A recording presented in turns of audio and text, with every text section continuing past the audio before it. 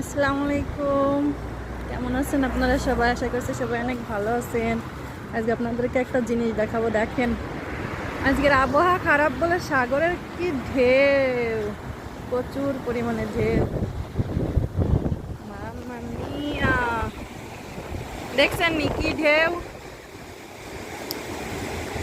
পানির কি গর্জন! ওয়াও!